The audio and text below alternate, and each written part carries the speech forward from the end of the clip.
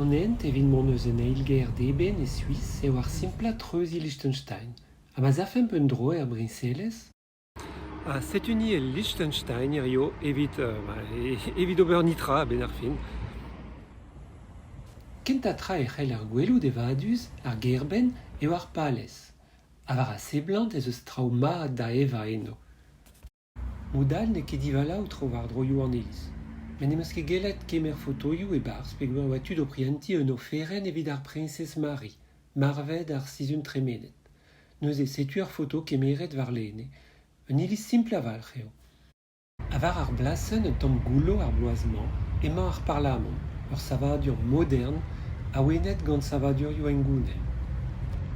Evit lavarout ar ouiaionez, n'ont ket boemet gant vadus. Ar keier gounezet zo e keir gant savadurioù modern kenanz, trewet un tamm e pepler. Sedou sokial am regejou pe bankou, tamm iskis eo ar meskaj. Ouspenn-se neus ket kalzadud er strejo. D'ar sul emaomp ha ne ket deuet en-dro an douristed aziat. Marteze, setu perag eo ser ar stadioù evit ar re benvedig. Ha setu maler, muiañ karet e Liechtenstein. Suron eo mat an dar an prejoù etre an diou Brinselez. Kuitañ mar gerben bremañ, evit goulout penoz eo ar vro un tamm peller. Gwelloc'h eo bezo un tamm ueloc'h. Brafor e ar Brinselez, ar gwelet vao, hag ar geriadennoù ivez, deus bankebet amañ, gwelloc'h eo. A war a seblant eo everk ar veoliez ur ted met diegi meus o renabli a loened hag ar plant. Allez, ur blanten, un an prevan, ha mat pell zo.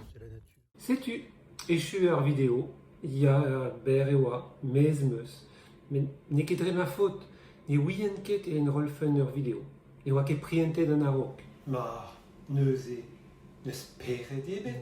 Neus peret ebet? E gwirionez em eus gret ar video e gise ar atos.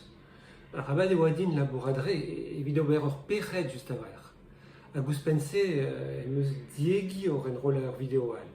Teus ket mez, bezañ les ireg evit komz war-benn an diegi.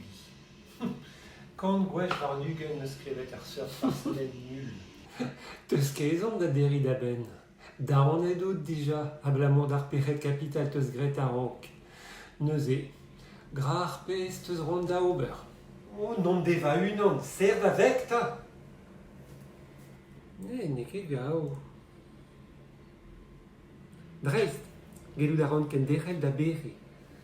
Neuze, ken ur vechal evit ur peret all. Kenavo.